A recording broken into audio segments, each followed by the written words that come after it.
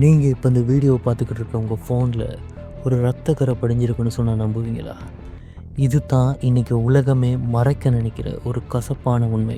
உலகத்திலேயே பெரிய கொள்ளை அப்படின்னு சொன்னால் நமக்கு ஏதோ ஒரு பேங்க் ராபரி தான் ஞாபகத்துக்கு வரும். ஆனால் ஒரு மொத்த நாட்டையே பைப்லைனாக மாற்றி அங்கே இருக்கிற கனிம வளங்களை உலகத்துக்கு கடத்துகிற மிகப்பெரிய இன்விசிபிள் வார் பற்றி உங்களுக்கு தெரியுமா? இன்றைக்கி நம்ம பார்க்க போகிறது காங்கோ நாட்டோட முடியாத போர். ஆனால் இது நாட்டுக்காக நடக்கிற போர் இல்லை. இது உங்கள் கையில் இருக்கிற தங்கத்துக்காகவும் உங்கள் ஃபோனில் இருக்கிற பேட்டரிக்காகவும் நடக்கிற போர். லட்சக்கணக்கான உயிர்களை பழி வாங்கிய இந்த சர்வதேச சதியை தான் இன்னைக்கு வீடியோவில் பார்க்க போகிறோம். வீடியோக்குள்ளே போகிறதுக்கு முன்னாடி நீங்கள் இன்னும் நம்ம சேனலை சப்ஸ்கிரைப் பண்ணலான்னா சப்ஸ்கிரைப் பண்ணி பக்கத்தில் உள்ள பெல் ஐக்கனையும் கிளிக் பண்ணுங்கள். இப்போ தான் நம்மளோட லேட்டஸ்ட் வீடியோஸ் அப்டேட் உடனே உங்களுக்கு கிடைக்கும்.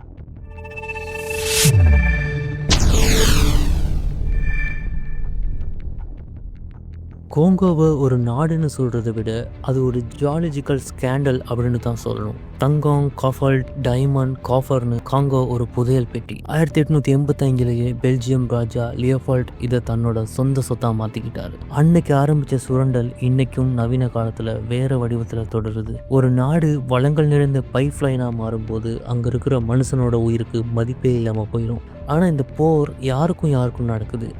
இது இந்தியா பாகிஸ்தான் மாதிரி 2 நாடுகளுக்கு இடையில் நடக்கிற போர் இல்லை. காங்கோவோட ஒரு பகுதியில் மட்டும் 120க்கும் மேலே சின்ன ஆயுதம் ஏந்திய கும்பல்கள் இருக்காங்க. அவங்கக்குள்ள அடிக்கடி நடக்கிற சில யுத்தங்கள் இருக்கு.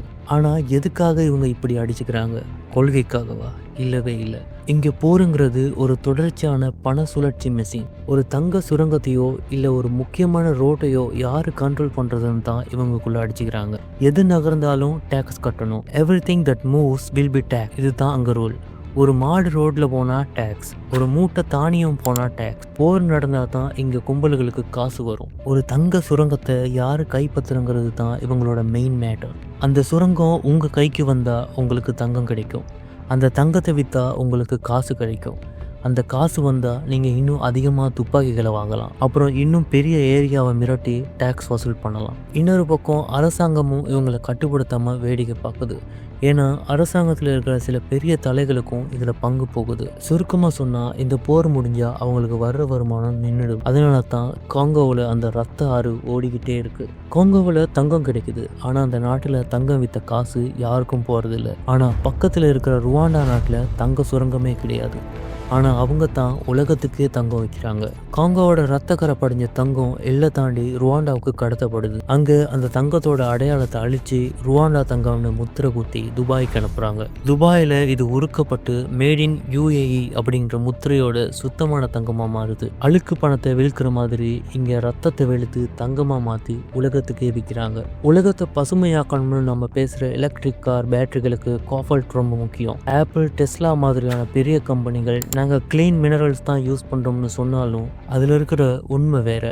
அங்கே கனிமங்கள் அங்கே இருக்கிற சின்ன பசங்களை அடிமைகளாக வேலை செஞ்சு வெட்டி எடுத்தது தான். நம்ம ஃபோன் பேட்டரி சார்ஜ் ஏறும் போது அங்கே காங்கோவில் ஒரு உயிர் போயிட்டு இருக்குங்கிறது தான் கசப்பான உண்மை. யுக்ரைன் போரை பற்றி பேசுகிற உலக நாடுகள் காங்கோவில் செத்து போகிற லட்சக்கணக்கான பேரை பற்றி மட்டும் ஏன் பேச மாட்டேங்கிறாங்க?